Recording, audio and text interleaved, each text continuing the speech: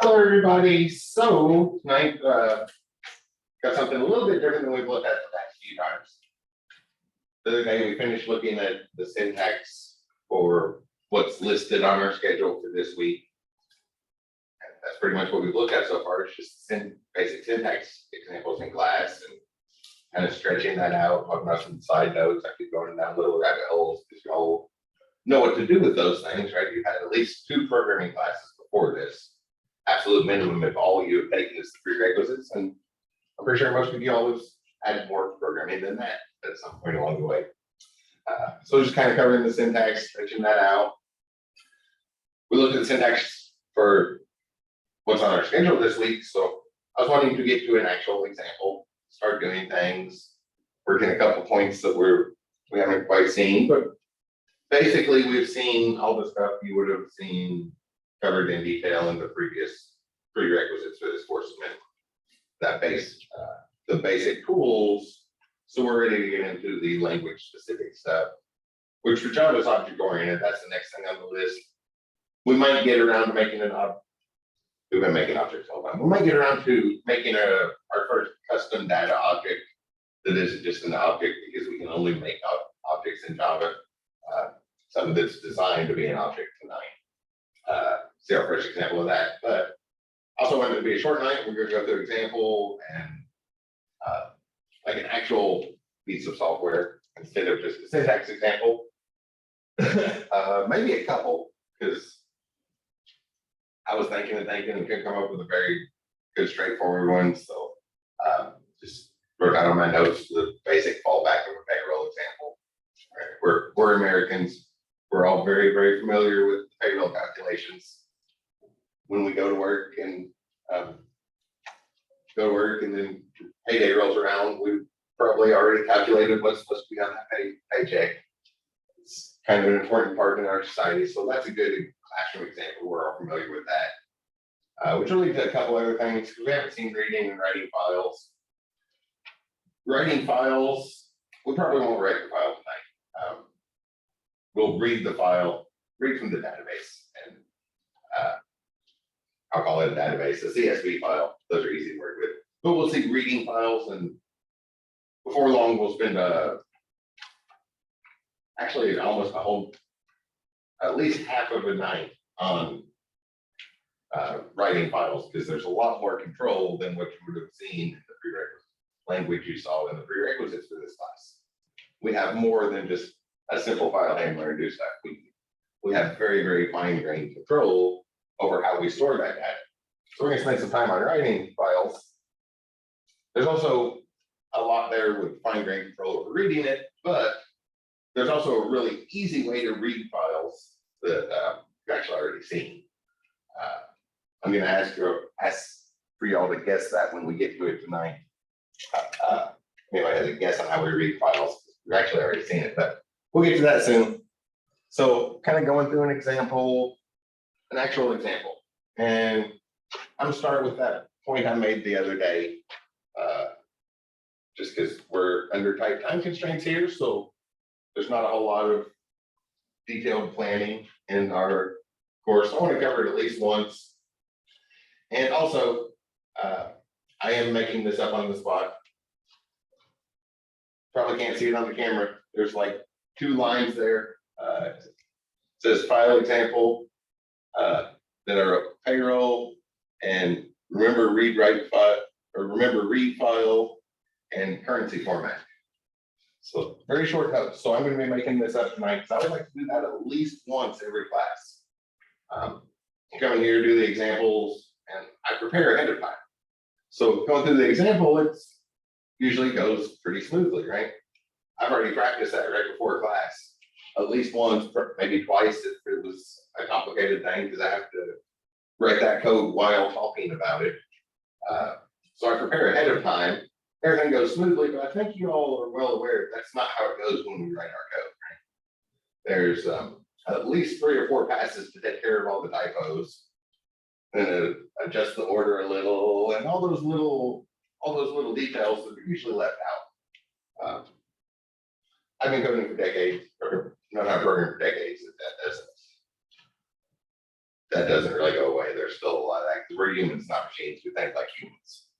So there's those little adjustments, but normally you don't want to waste a lot of class time doing all of that stuff in class. But I do still like to make it up, at least do one example, at least one unprepared example every semester. It's not seem like a good time to do that. And depending on time at the end, we might open up the textbook, work through a second example. Just pick a question at random that's not one of the homework assignments. We're doing an example there. And maybe a data object, but also want to make sure there's lots of time to do stuff. It's an active subject. We learn by writing code. So hopefully you're following along on these examples, and just follow along on tonight's example. One thing I always tried to do in programming classes was something slightly different than the instructor. Change it up a little just to confirm that I was understanding what was going on and could duplicate it again, but not change it up so much that I couldn't ask the question if I got stuck. So make little different little changes and stuff along the way. And let's kind of look at an example. And like I was talking about the other day, anything we do in the time constraints of the classroom, I will quickly agree we could do without a plan. But if we turn that around, that means anything we do in the time constraints of the classroom is going to be really easy to make a plan for. It won't take long at all. And then you get some practice making plans, and you don't want to have to get stuck learning to make a plan when you need that plan. You want to have some idea about that, right? You want to have your planning abilities somewhat debugged before you actually need a plan. Say it that way. And classrooms provide a great place to do that, because anything in classroom has to fit in our classroom time constraints. So anything's going to be easy to make a plan for. So a customer request comes in. Request. Let's see, we got 20 employees.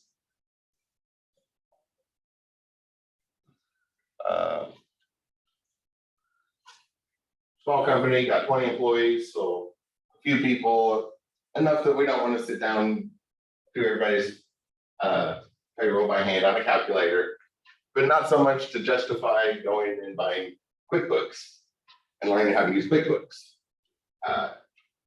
The big accounting software, that's usually more than one college course. And that's going to take at least 2 college courses. So they usually go ahead and stretch it out to a third one so that it's a whole certificate, because that is big, complicated software. Company with 20 people wouldn't justify that if that was the only need. Payroll was your only need there. So just some small need simple. All right, that's like it's coming in as a customer request. They really stress simple, underline that. Simple payroll software.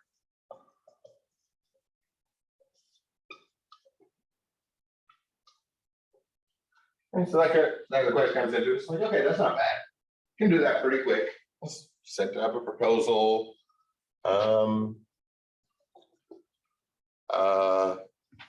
all the basics, the description, summary.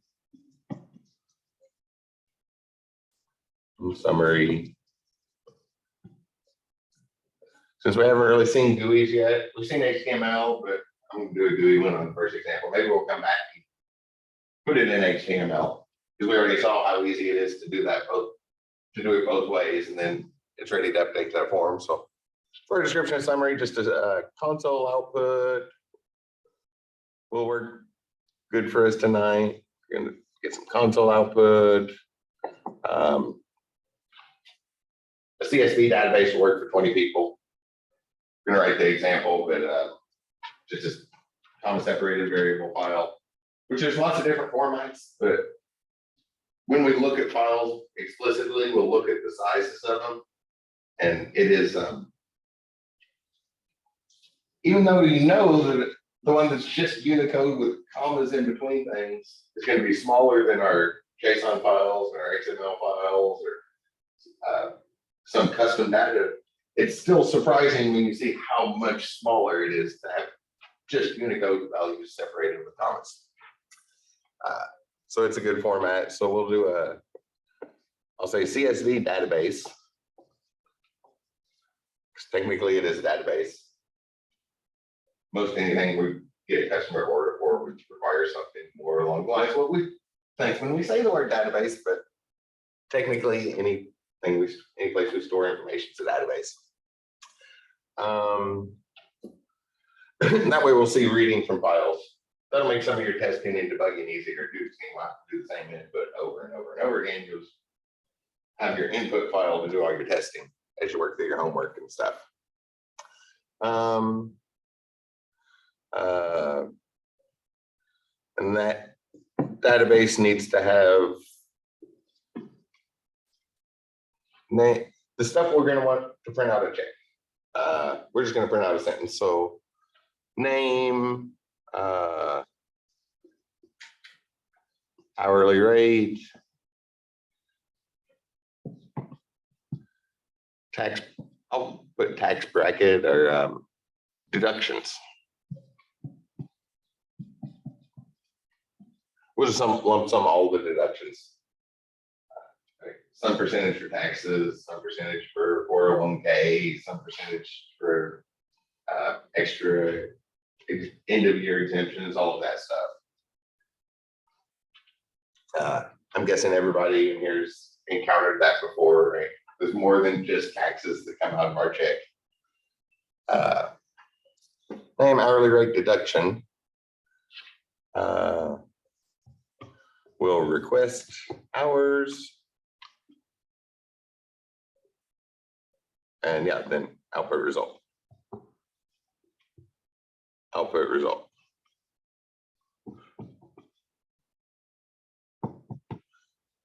With an S. Because our data is all there in the file, so we're not going to have to enter it one at a time. So we'll just read it all in and then spit out all the results at once. So there's a list there. We probably won't write it to a file, but ready to copy, we can copy and paste the text file really easily. There's a good description.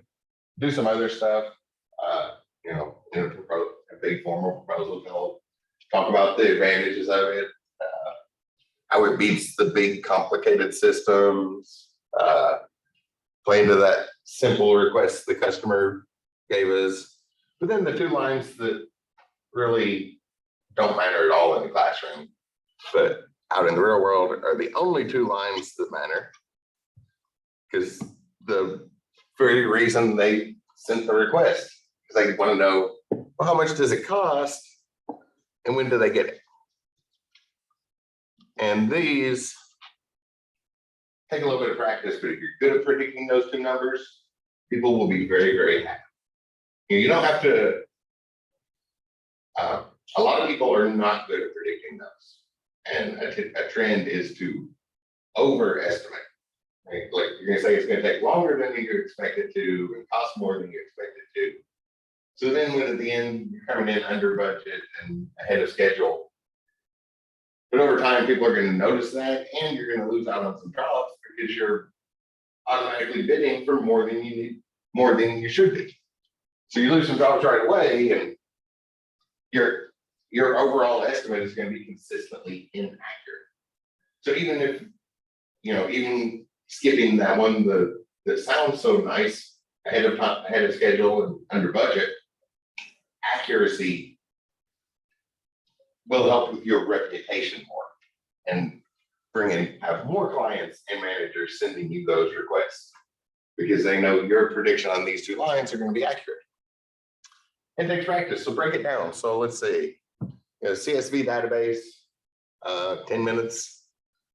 So 10 minutes on the database.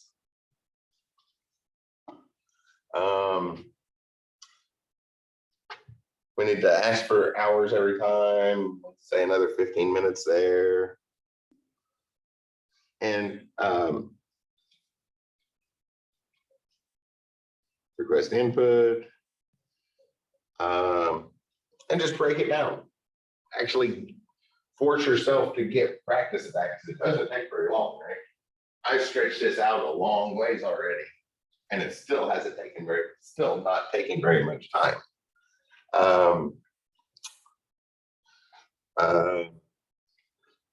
Maybe another, I'll keep that 15 minutes.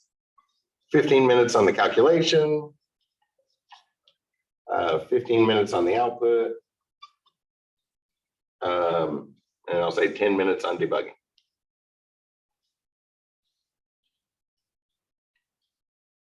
I can spell the word debug correctly. That still doesn't look like a B. There we go. Those are just arbitrary guesses. I didn't really put a lot of thought in those. And your first one is going to be a completely arbitrary guess. Start with an arbitrary guess and afterwards see how far off you are and adjust for that. So what we got? 10, 25, 40, 55, an hour and 5 minutes. So 1 hour, 5 minutes is that completely arbitrary guess of the prediction here. We'll see what that's like better later, but we want to, I guess, reasonable to charge based off that. And software developers usually charge what I'll generically refer to as lawyer hours, right? Because lawyers are the most well-known ones, right? You might see a lawyer that charges $300 an hour, but they don't charge $300 for 40 hours of the week. They charge you $300 for the hour that you're with them, and you don't see all the time they're digging through law books trying to find that particular clause. All the time they're sitting in a chair staring off into space trying to put the case together. All that thinking time doesn't get charged for, and in the long run it comes out in the wash from that really high charge. Software developers do the same thing. Charge those kind of hours because it needs to include the time that you're sitting in a chair staring off in space thinking about your algorithm. And how am I going to do this? Or when you hit a big bug and have to take a walk. I have a circle around Clarksville. I walk about 45 minutes. That forces me to step away from the computer and think about things before I get back instead of just randomly changing code for a while. Little things like that. Those don't go on the bill. So in the long run, we need them to come out in the wash. So developers tend to charge, I call it lawyer hours because that's the most famous one in our society. Lawyer charges $300 an hour while you're there talking to them, but then they don't really charge you for the 6 hours they're in the law library looking up previous cases trying to find a former ruling that would automatically get you off on whatever you hired the lawyer to get you off of. So that kind of charge. 75 bucks an hour. That sounds good. So 75. 5 minutes is 1/12 of an hour.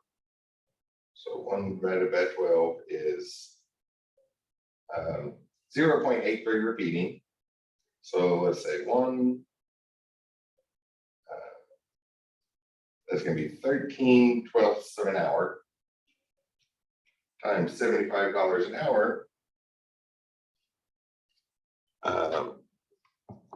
We want to write that out, right? 13/12 of an hour times $75 per hour. That way the customer can see what it is, and that's going to come out to $81.25. Just making those numbers up, a starting point, and then future guesses can refine it. Obviously, I'm not going to take the time to do this in class a lot, but you can see it does not take long at all. Even talking about it and some sidetracks there,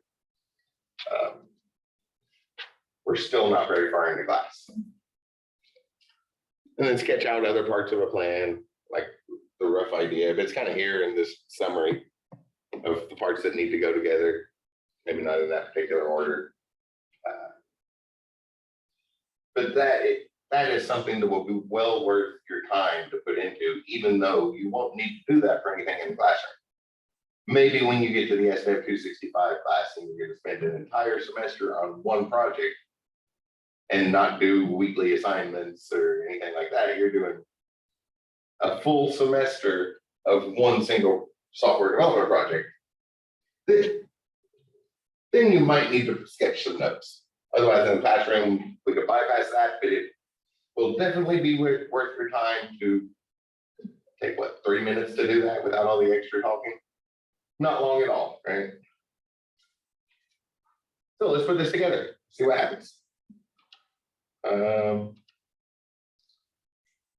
620. I should write that number down so we can judge our numbers there. On the board here, yeah. Start at 6:20. We'll see how far off we are. Oh, and on this one, there would be other things than the hourly charge. Might as well go ahead and mention that. You know, like depreciate your laptop. Plan on using that 5 years. Or back that off, that isn't gonna ever use. Plan on using your laptop for 3 years, or whatever machine you're coding on for 3 years. Straight line depreciation is easy. We have a $900 laptop. We're planning on using it for 3 years. 900 divided by 3, then we hope to get $300 per year out of that laptop. Then divide that down again for what an hourly rate is to make sure we get the return on investment. That business perspective. So learn IT at the business level, and that trickles down to your personal stuff really, really easily. But learning the personal level does not scale up to the enterprise size quite as well as the thinking business will flow down to personal. Go ahead and boot up NetBeans here.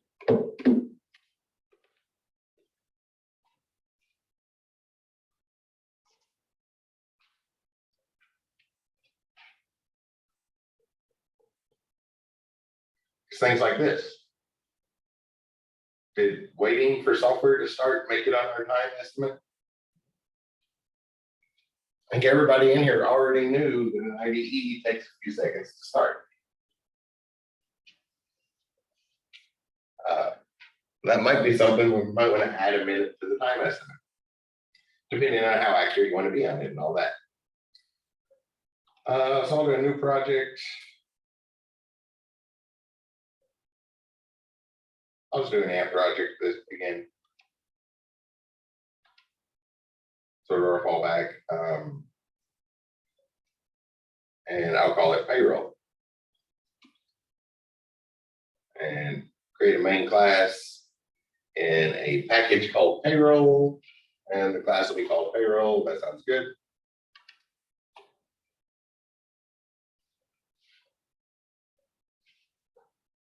Get some of these, grab some of these others so I'm not looking so much.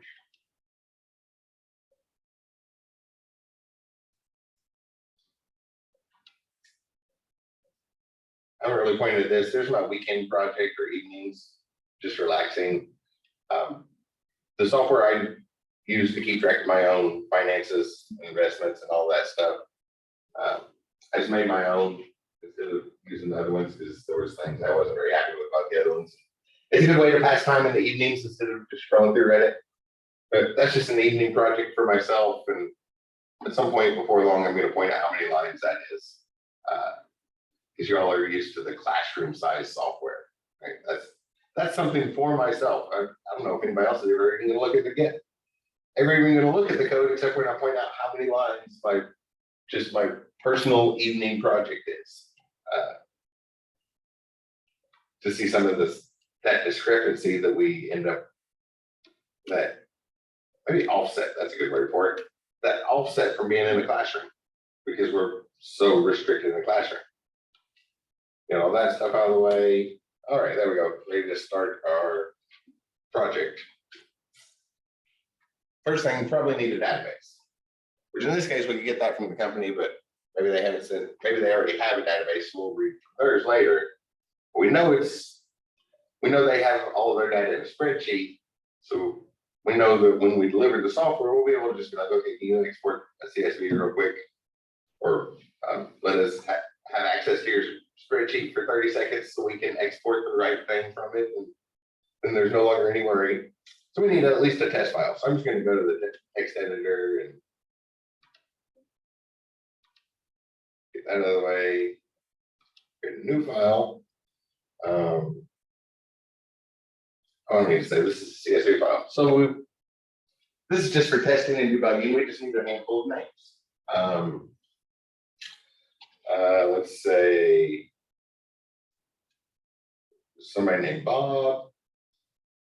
Oh, I don't need quote marks. I'm gonna leave off the quote marks. I'll let the if there was a last name, we would need a quote. We would need a quote marks, right? Everybody familiar with that? Unless we change the defaults, both commas and spaces will count as delimiters. So if we have first and last name, we're gonna need quotation marks around it to include that space. I'm just gonna use first names. So Bob makes $23.45 an hour, and his deductions 19%. I'm just kind of guessing. Taxes are kind of complicated, right? Like here, up to the first 8,000 is 12%. It jumps up to 18% for the next few thousand. It's not nice even numbers, like down to the penny where it changes over and then jump up to the next percent. So really to get the tax deductions, you have to look at every paycheck so far this year, or this fiscal year, since the last time, since you started counting. And whenever it crosses one of those lines, the taxes change, and FICA changes, and unemployment, and all that. It's really, really complicated. So we're just gonna go with like 19%, like, okay, there's all these deductions, it's taxes, it's retirement plan, all of that. That way ours doesn't get super complicated, but as far as extending this example, I think you all know that's just a few more numbers, and we know how to deal with it. If we're reading in 3 numbers, we can read in 300 numbers. Nothing changes there. And then just more calculations to type out. Maybe there's somebody named Sally who makes $32.11 per hour, and or she makes a lot more, so she's probably up in a higher tax bracket and a little older, worrying more about her retirement account, and keeps increasing that every year. She's up to like 26%. Seen a few bad tax returns, so she knows to go ahead and send extra money to the government aside what the employer takes out, so that way come tax season she can get a little bit back. I like to mention these things in software development courses because most of y'all probably haven't had jobs that pay software developer salaries, right? So when you graduate and get that job, the IRS is going to want a much, much bigger chunk than they're already taking. And you're probably already displeased with the chunk the IRS is taking. So remember that that's coming up there, but you still end up with more money overall because you're making a whole lot more money. I'm just making up these names. These do not represent any people in particular, just common American names. Maybe Becky's 25.52 and 0.23. David, it makes 1987, so maybe he's brand new with the company. Still hasn't got to his first yearly review raise or anything, or his extra commission or something. 0.15.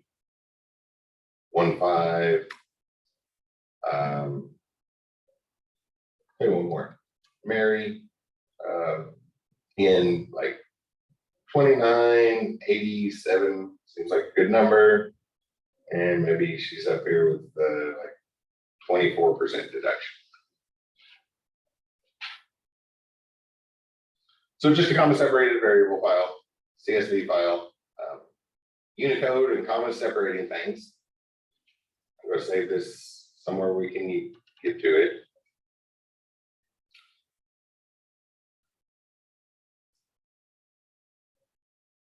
Should I put it here? Yeah, I'm going to put it here where we would want it. So here's where the project is. I'm going to go to the top level of the project and save it right here. I don't know, database.csv. I couldn't think of a name quick enough, but notice I'm in the top level of our project. Top level of our grant project. That's always different. And maybe we would create a new folder parallel to the source folder called resources and save it there. Gradle, you would put it someplace very, very similar to that. There's another folder it needs to go inside of in Gradle. Something that's parallel to source folder, and then inside of that is resources. So that changes project by project, but I'm probably going to refer to the whole address anyway. But if you want to just use the file name, that's where it would go. It wouldn't go where you would expect next to your source folder, source files. Well, actually, we can look at that in the project. It'll be similar in all your packaging, but we haven't run it yet. I looked at the project from the other day. So here's the source file, and here's the classes. So when we compile them, they go into a different folder. So that's why it would, your first instinct would probably have been to put that in the same folder as your source code, but the one that actually runs is going to be in a different place altogether. So if anything, it would need to be in that other place, but that actually causes problems. Or once you actually build it, you'll have a distribution folder and it goes nicely in there. But if it's at the top level of the project, when you build it, it will put it in the distribution folder, distribution file. Okay, so there's our database. We can read that. So that's the first thing we need to do, read the database. So I told y'all I was going to ask this. Somebody want to tell me how we're going to read that file? And I wouldn't ask right now if you haven't already seen it. Take a guess.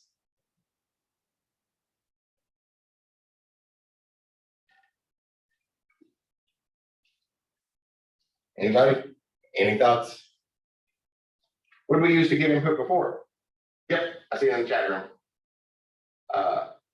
Because before we scanned the keyboard for input with a scanner object. We'll use a scanner object for a file as well. However, we need to create a file object first. So, oops, of the cat flag. So, file object, I'll just call it BB because that's what it is here. Is going to be a new file object. And then we put the name for it right here. Or the address for it right here. So it's in the project there at the top level. So we could just go ahead and get away with the name of it here.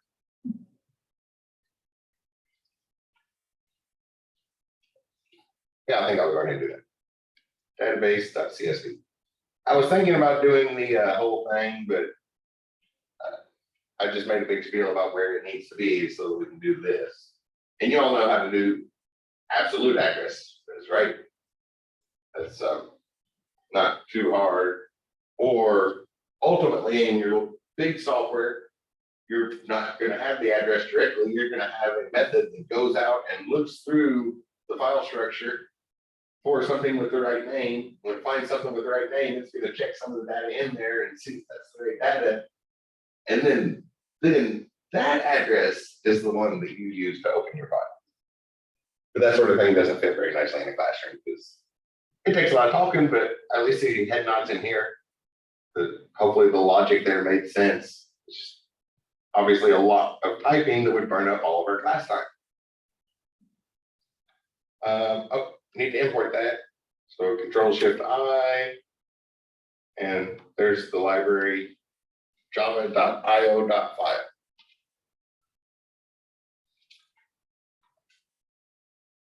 Now we need our scanner to read it. Scanner, I'll call it file scan. I like to be specific, but when you look at textbooks and tutorials, you're going to see them call everything input. And we have multiple types of input. And so specificity can be helpful when you write your code. Kind of like the reason we spell everything out. Scanner file scan is going to be a new scanner object.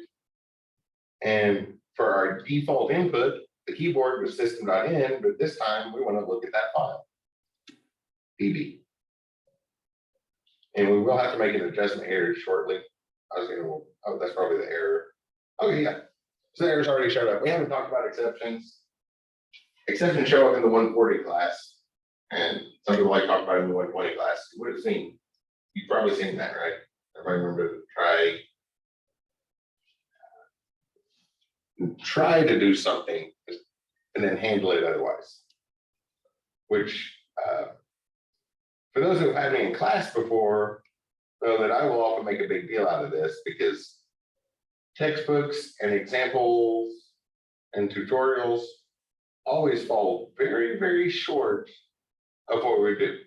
So our basic syntax is we have try, then the block of what we want to try and do. It's going to be open our file, and that has to be put inside of exception handling. You saw that error message that's already gone away. And the other one is we're going to catch something. Try, catch, finally. We'll skip the finally here and we'll just do everything in our try block. Should be fine. Catch exception E. Exception type of data.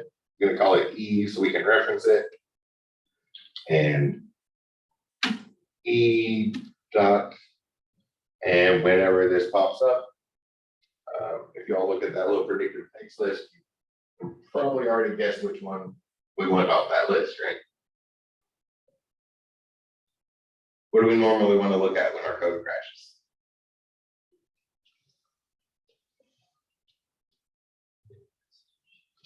crashes?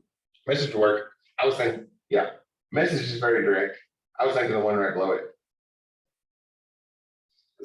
The stack traceback, the traceback. Okay. We write our code top to bottom. Computers work most naturally off stacks. That's why that's shown up over and over again on the pictures I drawn on the board.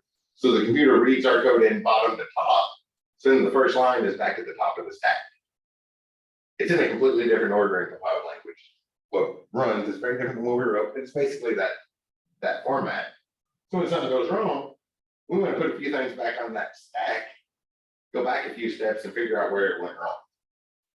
It's like, oh, where exactly did it crash out in the stack?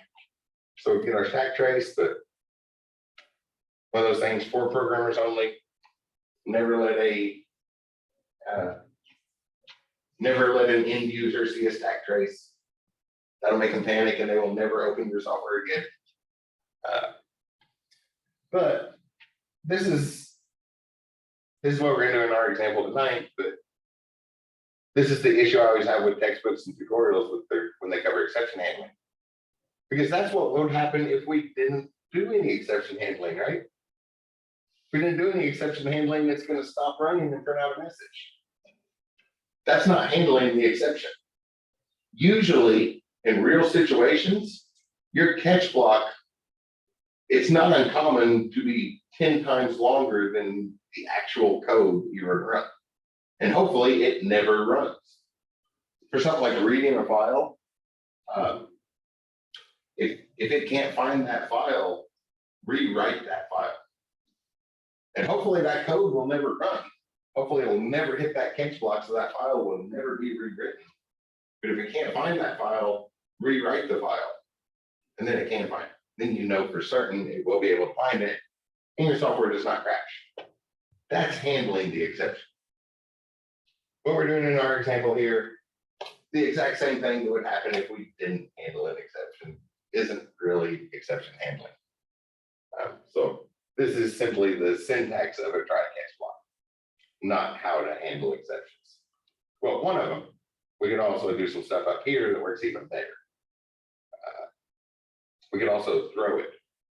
We can put the word throws up here, and then it's not even our problem. It goes somewhere else. Okay, oh, that's something else. But we will see that soon when we talk about those in detail. We have a file might not be found, so when we open it with the scanner, we have to have exception handling in case it's not found.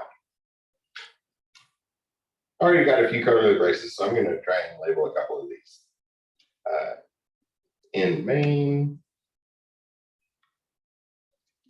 in try, and that's probably enough because the one I'm really concerned about is that I don't accidentally pass that into the try block. Just can't write code outside of the block. I'm going to do everything here. There's a couple ways to do this. What I've always done, well, one that I like to do, I'm going to erase this in just a second. While true, read the file. Because what's going to happen when we hit the end of the file? It's not true anymore, right? We're inside of exception handling. So we don't even need to worry about a condition, just file true. Because eventually we know we'll hit the end of the file and things aren't true anymore. We're already in exception handling. It's going to kick us right out. And then we can just come down to a finally block afterwards.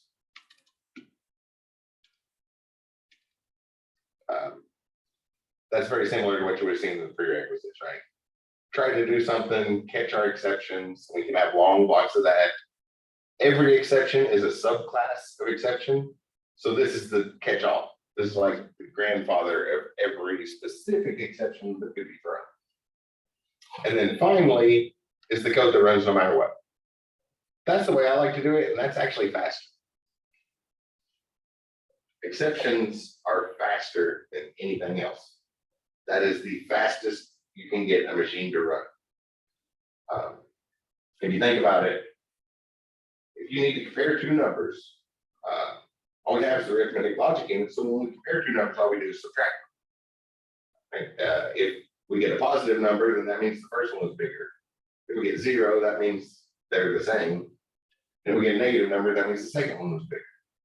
So all we got to do is subtract it for that if greater than, less than, equal to our math comparisons.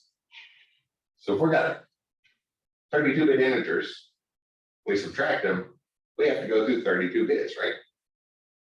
How many bits do we need for an exception? It can be thrown on the first bit. We might not even need to read the first bit of the first number to kick out of that exception. And in that case, processing 0 bits is definitely quicker than processing 64 bits, right? Or 64 if we need 2 numbers. But processing, if it kicks out early, something less than 32 is going to be processing something less than 32 bits is going to be quicker than processing 32 bits. Hopefully that math makes a lot of, not a complicated equation to justify that. So sometimes you will see that in code. Long lines of try catch blocks. And what's actually running is the unhandled exception. It is an awful thing to figure out if you're not the one that wrote that code. Because every handled exception is not the one we want. But eventually there's an unhandled exception because it's going to take that one bit that threw it all and look at all those exceptions and just jump right past them. And that's faster than anything else we can ask your computer to do. So the thing we actually want does not show up in our code. If you're not the person that wrote that code, it is a very, very confusing thing to figure out. But if you need speed, that's going to get you a lot of speed. That's the absolute maximum that you can get out of a computer. And we do it with try catch blocks and basically use the try catch as our exception. That's how I like to do it. So I use that faster one of, well, it's eventually going to throw an exception, and exceptions are faster than any condition we would ever check. So a 1-bit true. So we're checking 1 bit, and eventually we don't even have to check that 1 bit. That's going to be faster than any complicated condition we would want, kind of like the one we're going to do here in example. So that's more complicated than week 3 of a 16-week Java class, right? Just telling you about that preview mode, and for when you encounter, might come across that sort of code that and you're just utterly confused when you look at it to try and make sense of it. Well, we have a scanner. A scanner has some things built in. So let's check that.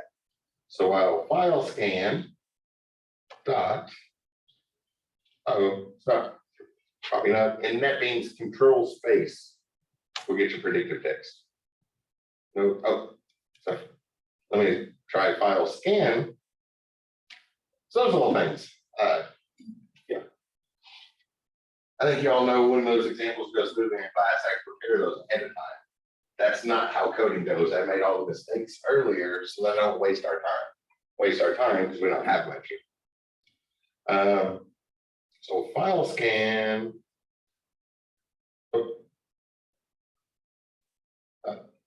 Push the wrong button. Has next pattern. I haven't talked about patterns, but hopefully those who've seen regular expressions, that word's triggering something to do with regular expressions, right? As long as the scanner sees the next pattern we're looking for, or the next string, as long as it has a string. Do we talk about big decimal and big integer? Those are for when we have a bigger number. So like a big decimal. There are websites where we can go download pi to well past a trillion digits. It's going to be a while before the computers get around to another word on there, right? A trillion's a lot. But we can download pi to a trillion digits, a terabyte of pi. It's in Unicode. It's just the symbols.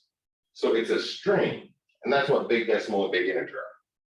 Because when our 64-bit numbers aren't going to hold something, we can just do it as a string and then process each column as a power of 10 from that string, or power 2, or whatever base we're working in, probably base 10. We can process that as each column by column at runtime instead of having an actual number there. Those can be really useful, like pi to a trillion digits, which sounds like a lot, but humans deal in like square footage, right? So a trillion digits of pi won't even give you square footage of our solar system. There are still places where we could run through those trillion digits and run out of, and want more accuracy than that. It's like, oh, we need a few more digits to get a accurate square footage of our solar system. Next big integer, next Boolean, next byte, and we've seen all these. We're reading a file, so we probably want next line. It's got to be coming up soon. Oh yeah, next line. Oh, while file dot. And notice that instead of when we grabbed it earlier, we said next line, but here that word has is in front. That's one of our consistencies. Our methods have similar name. So if our Booleans, they count as getters or setters, or when you take a formal multiple choice quiz, accessors and mutators. It's the correct answer, but everybody calls them getters and setters. Right? Get the value or change the value. Accessor or mutator, or getter and setter is what we always call them. And then Booleans, we start with is or has, whichever one makes more sense in that case. And get or set, and we're consistent with what we do. And notice they're all methods, not variables directly. So some of that Java consistency. So it has next line. So while there's another line, we'll grab that line. Well, for now, let's just print it out and make sure we're reading our file. S out file scan dot next line. And notice it's not trying to predict the as stuff. I guess it's all in alphabetical order. Can't quite figure out what we want. So we want the next line. And make sure we see the stuff from our file.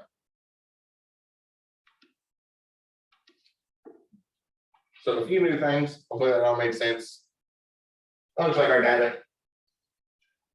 Everybody following along, able to read the data from your file there? You know, that's going to be important, useful, right? When you're testing your weekly homework assignments, you're going to do the same test case every time.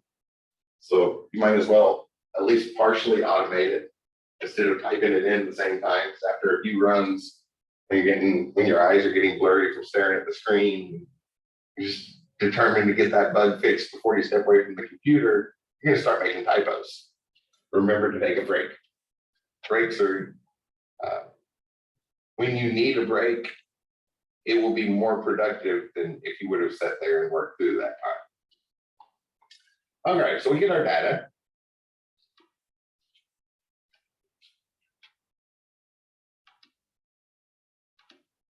And hopefully that makes sense. And a lot of our class examples, we're just going to use the scanner to grab it, but there are much, much better ways we can read a file. But that's an easy way. So quick and easy works nice in class examples when we're under tight time constraints. All right, so it looks like we've got our first check mark up here.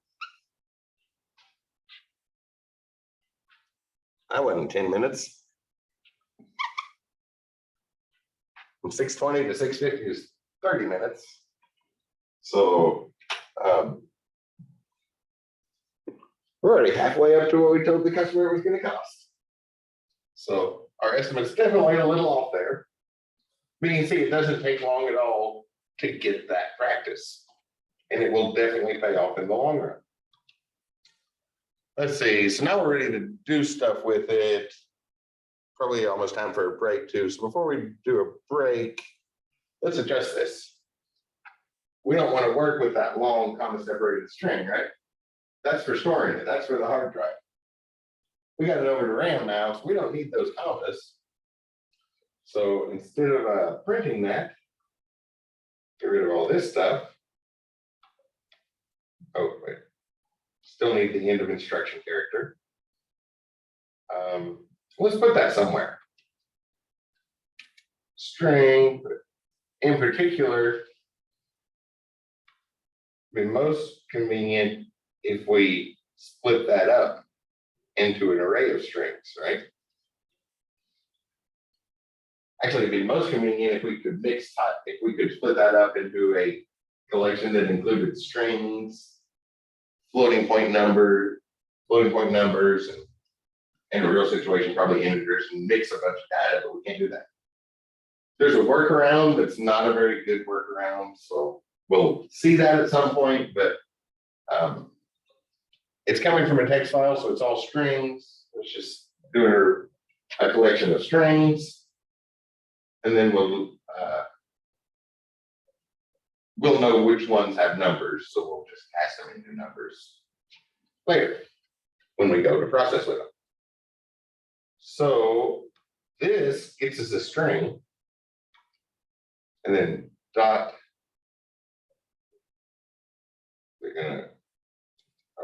We have to do the string part first. Actually, there's a couple things.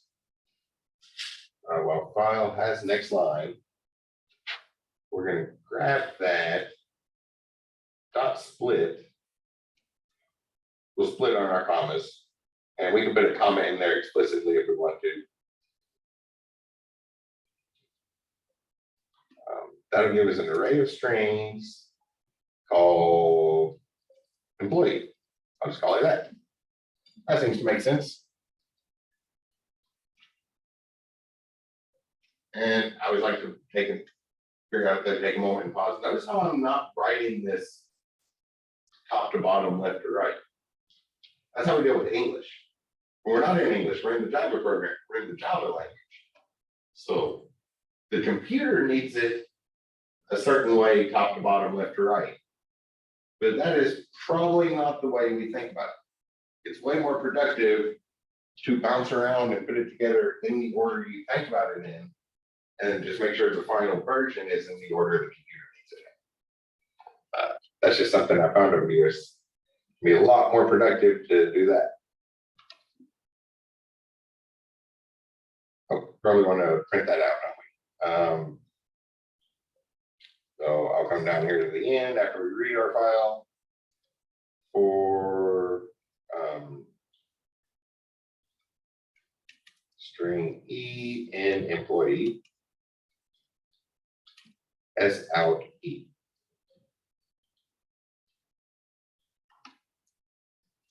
Plus a tab. Oops, underline plus a tab.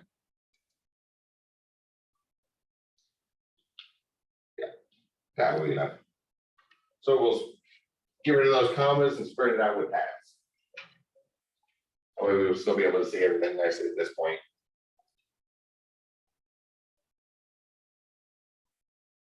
And something it doesn't like.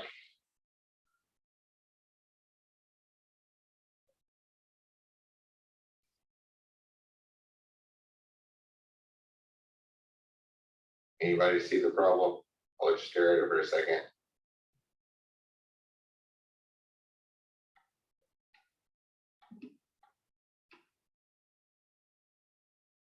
So here we have just a small block, a small local block. And inside of that block, we create an array. But we created that block inside of an array, we created that array inside of a block, inside of another block, inside of another block. So it has local scope. It only exists in that block. We needed it to come out of our block as well. So we need to put that somewhere else. An array would be fastest, but I'm going to keep adding things to that. So at this moment, I'd have to go over there and count how many elements we need for the array. Well, actually, we know from the customer order, we need 20 elements. But what if they hire somebody in a couple months? We don't want to rewrite their code. So while each line of data would be the same, right, that new employee is going to have that same line of data in the database. We want a dynamic structure to put each one of those smaller arrays in. So I'm going to take this array and put that into an array list. So over here, I'm doing all this in the main right now. I was thinking about declaring it outside because we haven't seen any of that yet, but we'll see a whole bunch of that next week when we get to object-oriented, making our own data objects. An array list of string arrays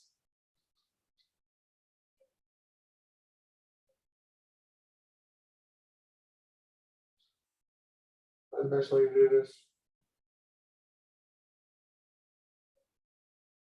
I think this will work.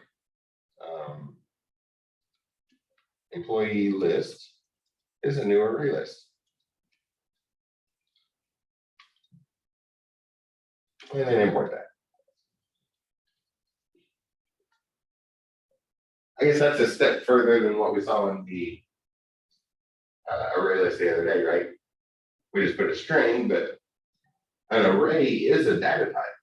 An array of strings is a data type, and that's what we need to put in this list. So that's what we have to say goes in for the generic. Replaces generic with arrays of strings. And then when we have that small array, we just add it. Employee list add, and well, it already noticed that we filled in the generic, so it's expecting an array of strings here. So we'll add in predictive text isn't AI, so it just started at the top and started looking for arrays of strings. It's like, oh, here's one. Is this what you want to put in there? But not quite. Would have gone better if it would have started right where it's at and gone backwards. But we'll add that array to our array list. And we should be able to print each one of those out.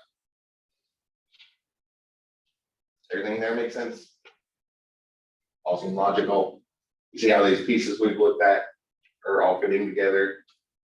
I wanted to take it steps further. I didn't want to do the same thing, so hopefully that's not too many steps further all at once, and I just speed those everybody can follow along with. And now we should be able, for string E in employee list. Why doesn't it like that? Oh. So here's an error that it wasn't predicting. Employee list has a bunch of arrays.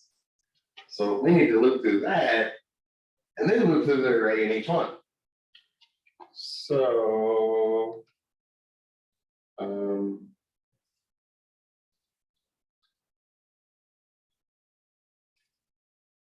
I'll do the more efficient one. We saw that, right? Array list.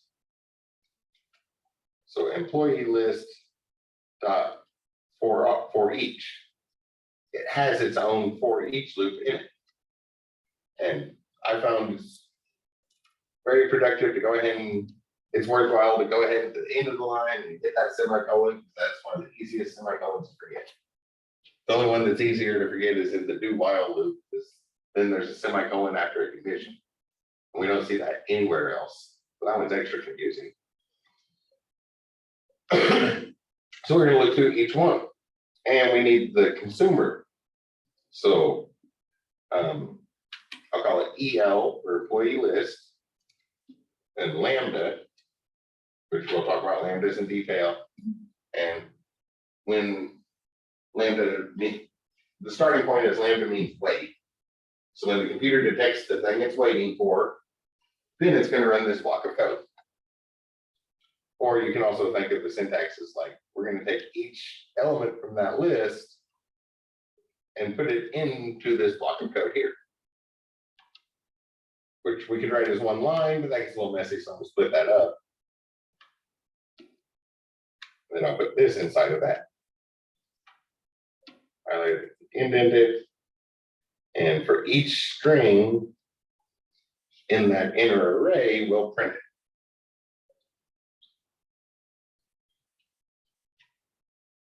This is how I usually write code, taking it through as I go. I have the general idea ahead of time, I'll sit and do some thinking, then I'll sit down and there's going to be a lot of adjustments once I sit down. So there's a lot of back and forth, erasing. Sometimes there'll be a lot of code there. It's like, oh wait, this is completely wrong. So we erased. I think you all know how that process goes, right? Oh, that gives us each line. We probably don't need the line break. Let's get rid of those line breaks. Oh, that is a line feed. It does not do the carriage return line feed. So if for some reason you want the /r/n, you'll need to type that in to your thing. Print ln only does the line feed, which you're not familiar with it. That's the old typewriter thing.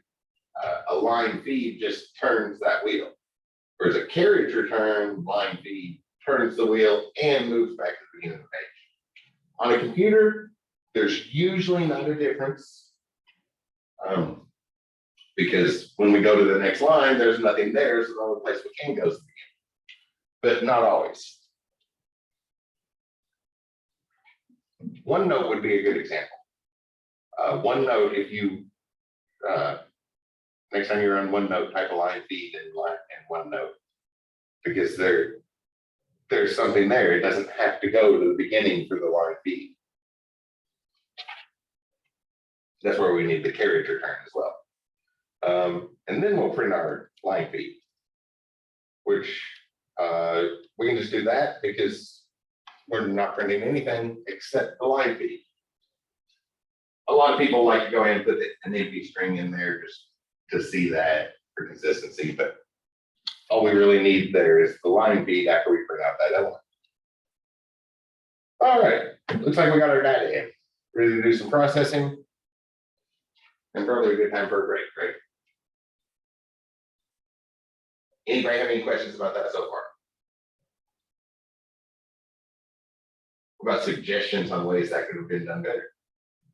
There's a room full of programmers, so I bet every one of y'all has a suggestion on that, right? Not a question, you have a suggestion on like, why didn't we do it this way or that way? Or, we're all going to do things a little bit different, but might do another example like this some point. Sometimes since we have a 16-week class where I just have everybody unmute and you do suggestions and we do it collaboratively and see what comes out. But this seems like a good pause point. We're reading from our database. We've got our data into our program and separated. Right now it's all strings, but that's no problem. We can turn those into integers to match with them. 10 minutes sound good? Since we're at a good break point. Say a head nod in here. I'm guessing silence means no objections. So my laptop says 7:05. So we will get back to it at 7:15 on my laptop clock. If your clock's a little bit off, just in case. I heard there was an extra leap second this year. So our clocks might be a little out of sync from what they normally would if everybody has an update. That's the reason I pointed out, I'm looking at my laptop, specifically which clock I'm looking at. All right, oh, whoops, not that button. Stop recording, and I'll see y'all in 10:15.